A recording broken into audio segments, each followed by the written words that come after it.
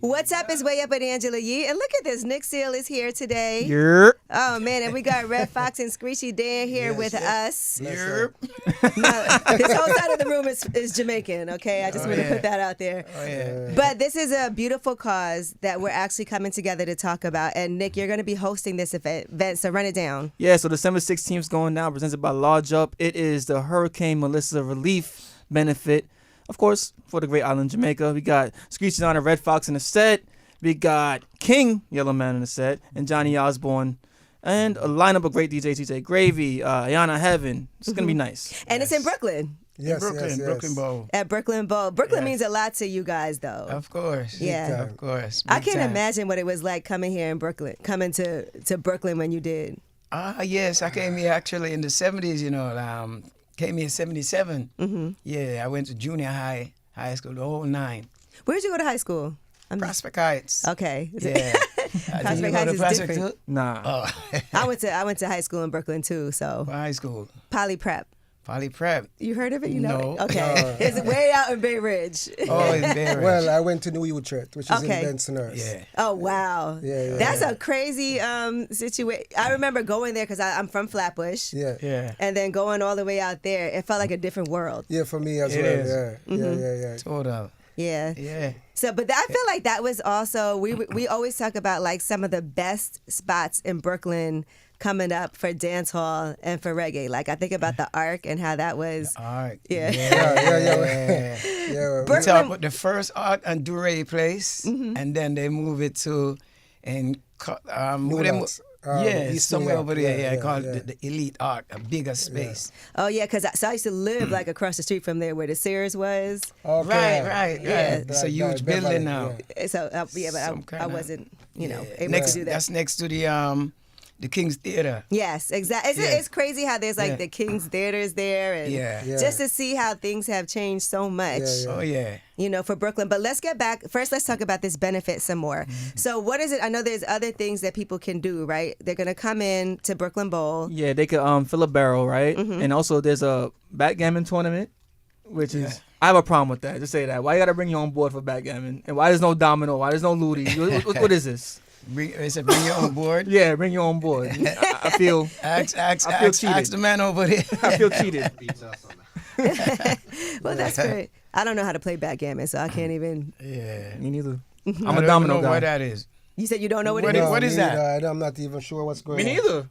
Yeah. Okay, so we can change that up. I'll bring the dominoes. I'm handing out 6 loves all night. Probably bring the Ludi board. Yeah, we can do that too. Yeah. But I've never seen Yellow Man perform live, so I am also excited. I've seen you guys perform at Angela Yee Day. Oh, yeah. That was an amazing surprise. When I tell you the energy turned up, that was the first ever yeah. Angela Yee Day. Yes, I was saying that this Yes. morning. That was Restoration Plaza, Yeah. right? Yeah. Yeah. That was fire. Yeah, and I'm happy to really be performing alongside Yellowman because that's how I got interested in actually starting to get into music.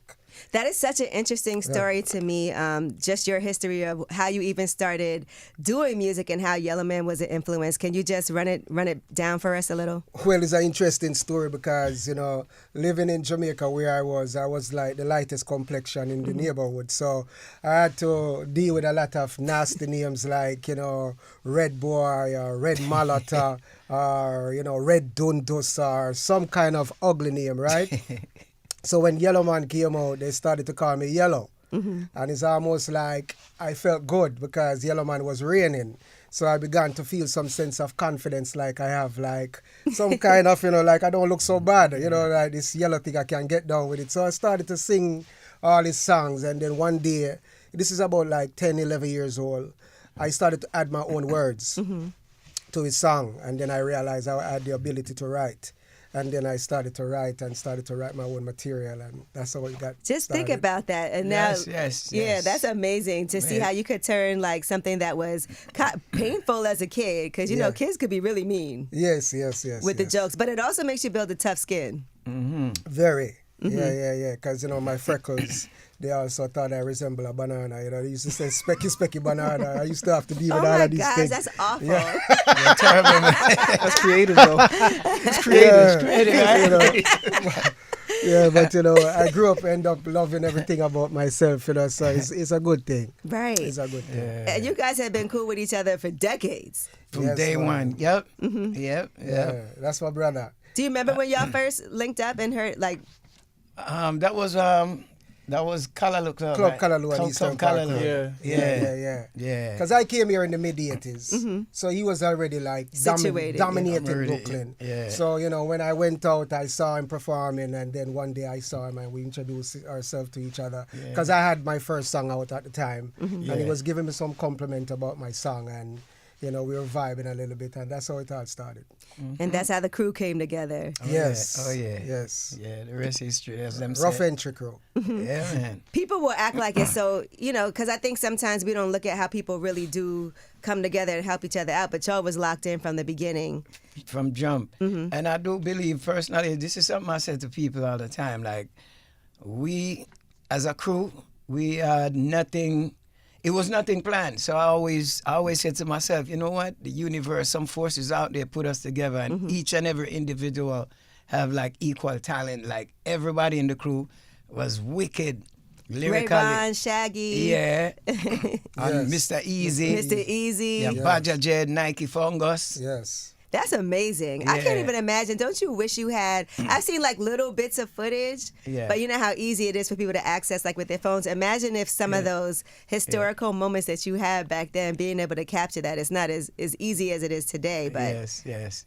I know y'all had some times. And fortunately, we got some pictures captured and A lot of footage out there. a lot of footage. Yeah. Yeah. Yeah, but some of these places like Biltmore Ballroom on Church Avenue, Starlight, and all these places Flamingo. before they had phones. Mm-hmm. Because we started before the phones. Yeah. And, Get away with a lot back Right. then. Yeah. those days they would have a video man that comes sometimes and capture the moment, but it was a bittersweet thing because VHS days. it was a wild west in Brooklyn those days. Oh yeah. It took a while for you guys. Also, you did a collaboration album like 5 years ago, right? And Yes. that was a Reset. Yes, a reset. That was a long time coming. It Yes. actually released. It actually released the same day COVID got released. Oh my God, Yeah. So that was a real reset. that was. You can't ever cough when we talk about COVID. That was perfect. That was perfect. You're in the second one. Yeah. But what? So what made you guys decide that was the time to do it? Just because it's something you could have done.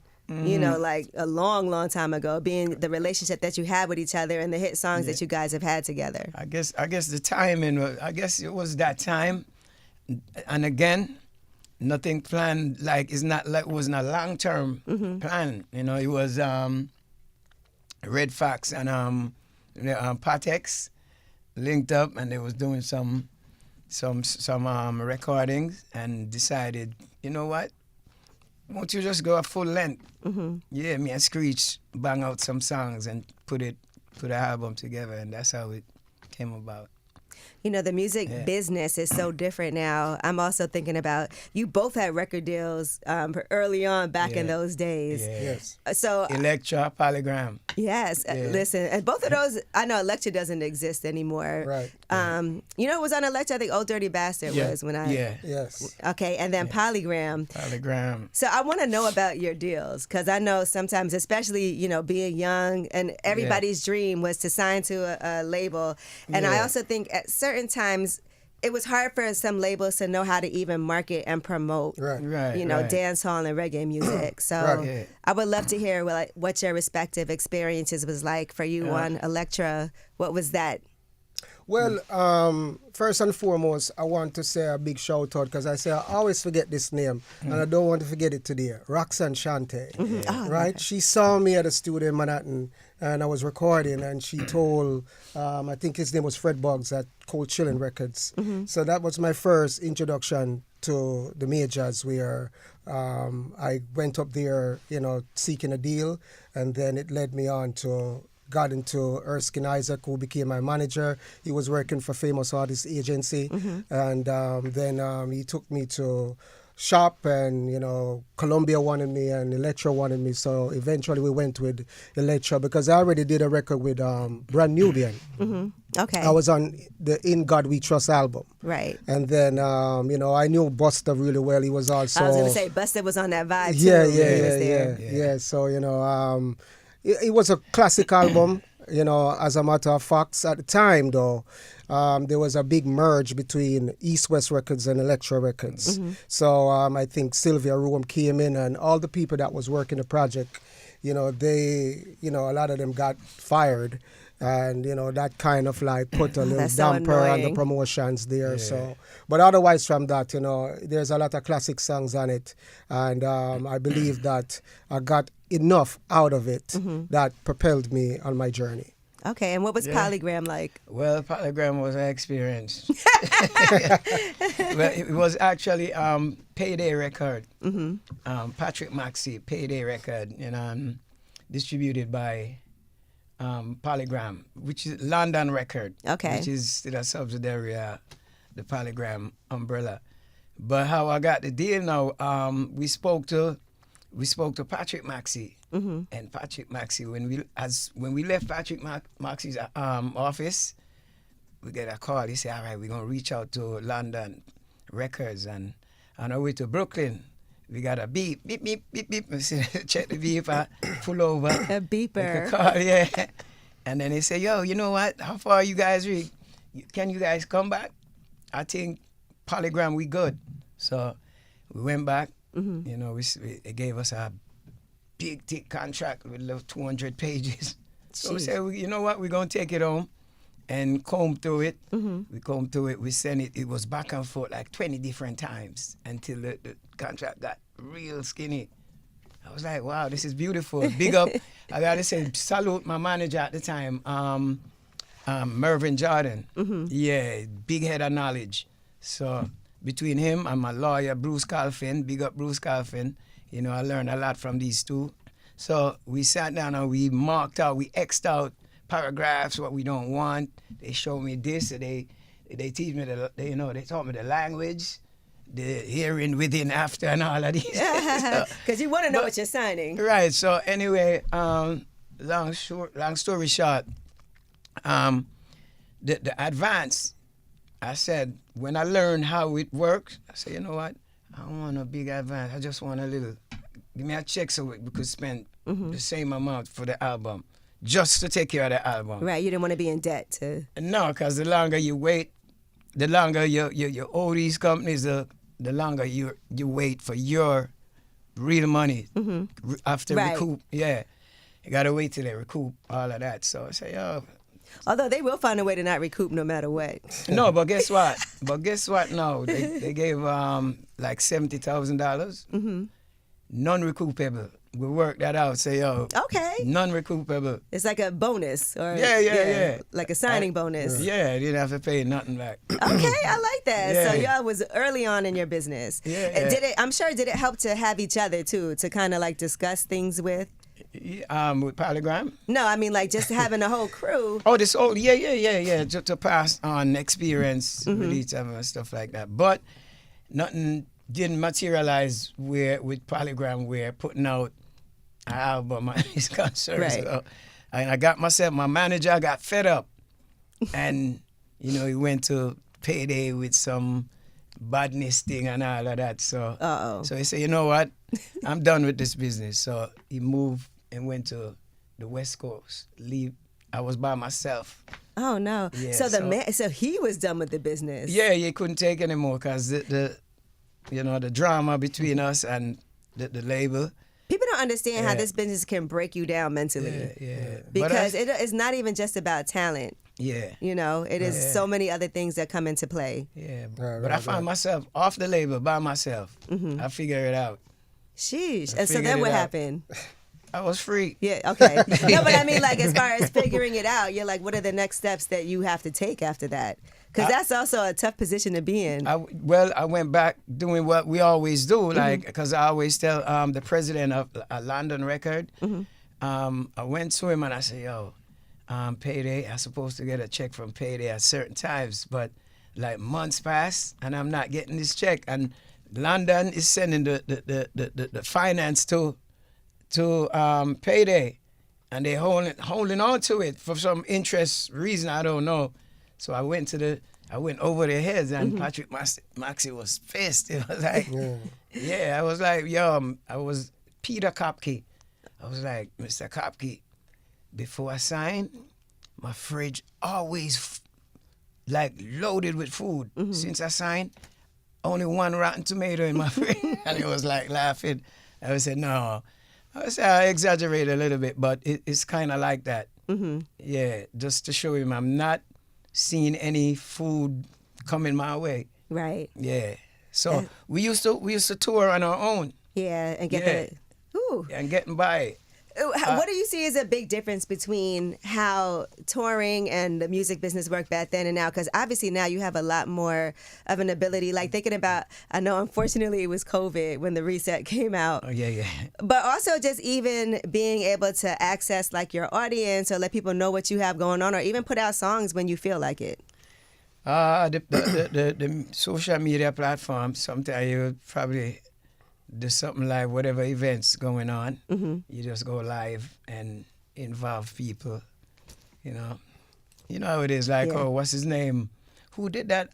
D-Nice, when D-Nice. Oh yeah, so I know like revolutionized that. Woo. And that definitely is, you know, yeah. from Jamaican culture to be able to do what D-Nice. Well, I was thinking about Verses because that was Verses, during COVID. That was a different D-Nice, thing. and then also And Verses. then Verses, yeah. So it was something like that, you know. Speaking of Verses, like a lot of people, mostly Jamaicans, feel that it is sound class culture. Yeah, it's the tune for tune, like tune for tune. Yeah. And I was thinking, like, do you think Jamaican artists do enough gatekeeping when it comes to like dancehall culture? Because everybody uses it. Uses what? Dancehall culture. Oh, okay. Like from the rhythms merge, to now verses with tune for tune. Even the way DJs MC. Yeah. So like, do dancehall artists do enough control of the culture, or have enough? The artists? Yeah. Not too much. Not compared to the amount of artists out there. No, not too many artists. When you say have control, I'm just trying to understand. Yeah, because you have business people and you have artists. Like the country, right? Any country artist come out got to go to Nashville. Right. Okay. If anybody want to use Jamaican sounds, there's right. no one to report to this. Yeah, I mean, you know, there's not a lot of control over the music because, you know, there's still, now presently, the youths are much more educated than before. You know, before people used to just produce a song, you know, you have a little money, you got a little beat together, you record it, you put it out, but there's no copyright, there's no this, there's no that. It's just, you know, so now the youths are much more knowledgeable, so they're doing the necessary paperwork now and stuff like that, having more control over their, you know, material. It's always been weird to me how like everybody will be on a rhythm, and I'm like, who gets paid? Right. The producer. The producer. When so many people are using it. So, because it's just. I was always confused who's tracking it. Well, it's the same who's producer. Tracking it? Yeah. I mean, if you're down with whatever society it is, ASCAP, Sound Exchange, whatever, and you register your song, I mean, you know, you could get paid that way, but not these days. Yeah, you might have to sell 50 billion. Oh yeah, to see streaming. And like if you hear like about 10 artists on the same beat, that's the producer actually recording the 10 artists on the same beat. On the same beat. It's just a thing in the culture where, you know, for the DJs to mix and then may the best song win type of thing. Right. You know what I mean? But most of the time it's the producer that does it. Pays to be a DJ. So I mean, from that, I mean, when you have a couple of songs like just like Red Fox said. If you have a couple of songs that, because you have some compilation on the same rhythm where everything is hot and everything get played. So, I mean, you know, good for the artist because the less known artist is on that track. Right. He's getting paid from his society, whatever society he's down with. So get some exposure. Get some exposure. And plus, you're collecting a check if your paperwork is intact. You know? Yeah. No, I mean, and I do feel like, especially right now, I've seen a lot of artists are able to come that previously couldn't come to the United States and come out here and like cake up and get their money and go on tour. Right. And I also feel like just like the 80s and 90s were great, it feels like there's like a rebirth in a way right now. You feel it too, right? I feel it. Like me it too. Me too. I feel it. Well, as I can't say, explain what, but I'm feeling something. Yeah, I think after a while, people want substance again. Mm-hmm. I'm not saying that the younger generation wasn't bringing substance, but after a while, it got a little bit, crazy. Mm-hmm. And people are searching once again for something that they could feel within their soul. And, we're hoping that the younger generation now is paying attention by, researching, where we took it from, so that they could really put some of these elements in the music. Because before, we didn't have a phone. We didn't have all these social media. We were just completely focused on the music itself, coming from our souls. Mm-hmm. We weren't trying to record ourselves before we go in the booth. We were just thinking about, the vibration. Mm-hmm. So, we're hoping that the youths moving forward will more get their energy and, soul into what they're doing, instead of just thinking about marketing the song before you actually make the song. Right. Because I find... Like, we got to go on TikTok and get a hit. Right. Speaking of energy, because I like y'all tunes. Give thanks. Drum song rhythm. Yes. Boom Boom Shorts. Boom Boom Shots, yeah. Is there a specific woman hold on, the song about? We have to applaud him, Not too many people knows that coming from the drum song, original rhythm. You know where I'm from. Yeah, man, yeah, original. All right, continue. My bad. Is there one specific woman that song's about, or is it just women in general? Like, was there one woman you walked past one day and was like, what? How did that song even happen? But what inspired it? Let Fox elaborate. Fox elaborate better on this. What was the inspiration? So it was a Labor Day parade day on Eastern Parkway. And during these days, President and Nostran. Yeah. And during these days, we would have big sound systems that is set up, and we will just go and freestyle over the beat, and so there were these girls coming in their carnival outfits, right? So Screechy was just joking around while they were passing, because he was on the mic saying, "Girls, they look so sharp anytime you pass." So we kind of forgot about it, because it was like a freestyle. So in the night, I was listening to the recording.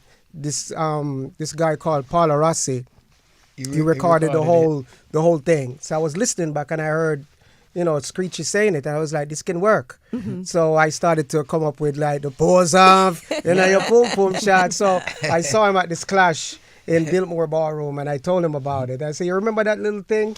And then I sang the piece that I had to it, and then we just went to the studio with Sting International and recorded it. Yeah. Man, I love an organic story, like how something like that happened. You just freestyling. Yeah. It was a moment. Those women probably don't even know they were the inspiration. Exactly. right. And the thing is, the magic, it hits the charts so quickly. Mm-hmm. Like before we even started the song, the first performance was the Palladium. It was a Shabarang was on a tour, but we end up on the Palladium part of the tour. And I don't know the song, so I was like, girls, you look so sharp. I don't even think I just probably said, girls. I remember what come after, and the crowd started singing the whole song. You were like, wow, that's amazing. Nice.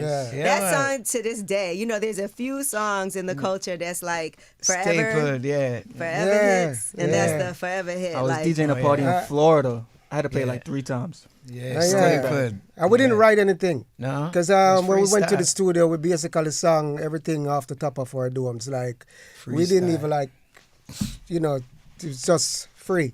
And I learned from then, you don't have to really struggle. Right. Yeah. And the crazy thing. A hit is a hit. It is a hit. And the crazy thing too, Fox, we're usually when 2 artists collaborate, you go on one track by yourself, and the next artist have an open track for themselves. Mm-hmm. We were both on the same track. 2 mics set up. We never done nothing like that before. Yeah. Sting International hook up, string up the 2 mics in HCNF studio. Yes. And that's why when you hear Fox doing pause off, I hear something in the background going, bam, bam, bam. That's me.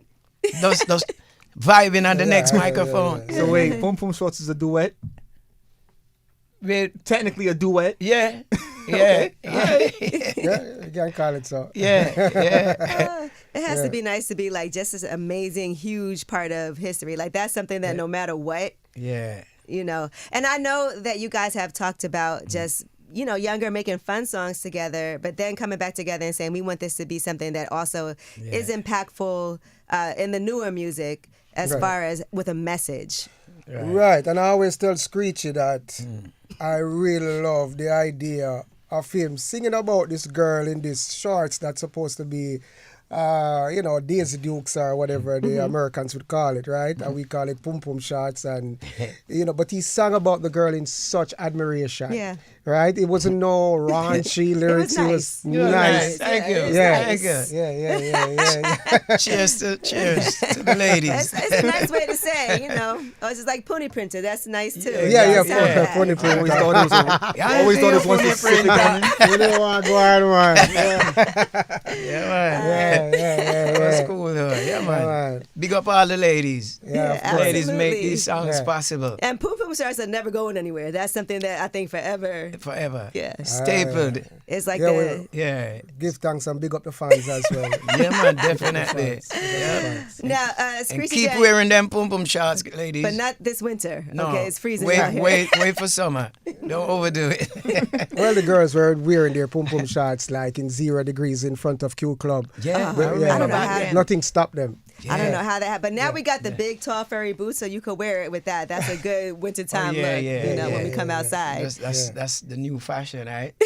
Big furry boots. Now, listen, Screechy Dan, you're also known as the first Jamaican yodeler. Oh, yeah, you know that. As well. What made you even say, let me start yodeling? Because I love watching those videos of you Man, going crazy on it. I like to do different things. From since I was a kid, man. I used to impersonate voices as a little kid.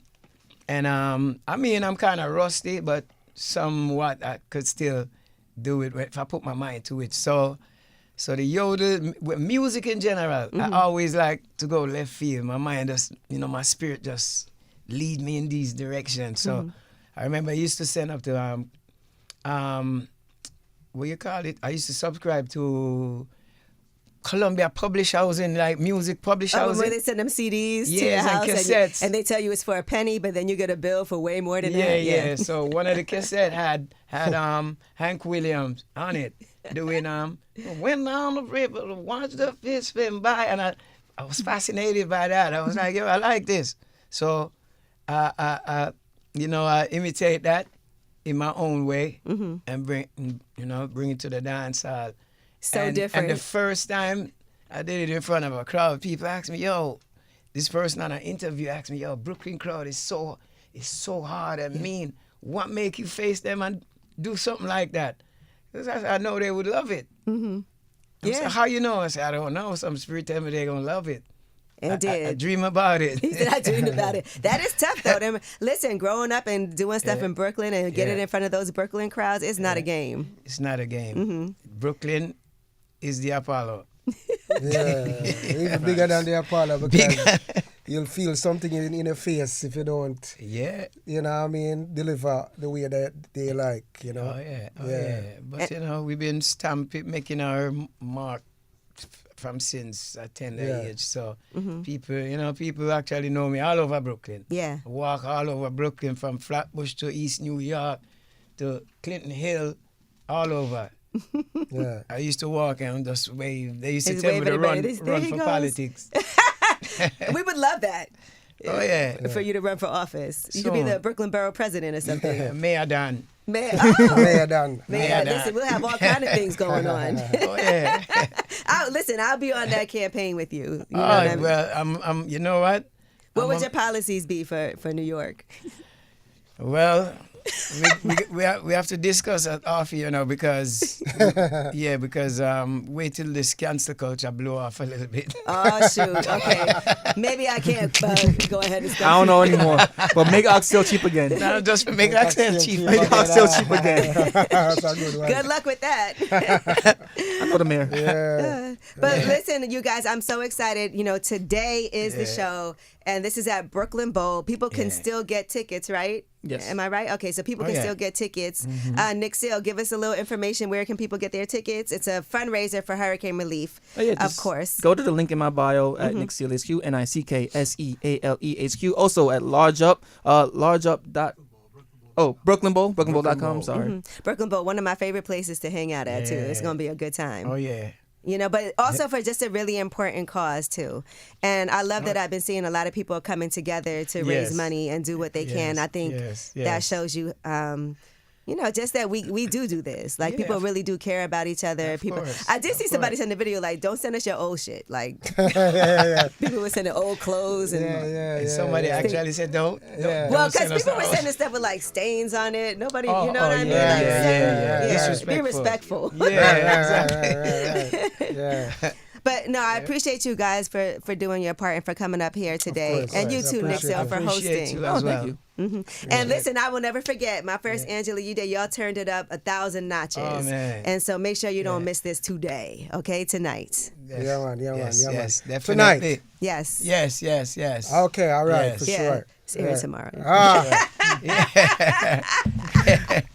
It's all right. I'll take that. Tonight. It's not on my calendar. Tonight. Yes, Well, it's all going Screechy, down. Dan, we appreciate you. Thank you. Anytime, so just much. come through. When you decide to run for office, we got your back. I got you. You know, I got some nice policies though. You know, I was just saying, you know, I can't come off the top right now, but I got everything slated. Okay. Oh, you have it all written out. And Everything okay. written down. Okay. Yeah. All right. I mean, I think you're right. Making oxtail cheap again could really work. Yes. I'm definitely gonna put that on the And list. Pum Pum Short Thursdays. See, Boom shot we got it Every Thursday. We gotta bring you in on the team, my man. gosh. Yes. Yeah. You're all getting canceled. All right. Thank you guys. I appreciate it. It's way up. Thank you so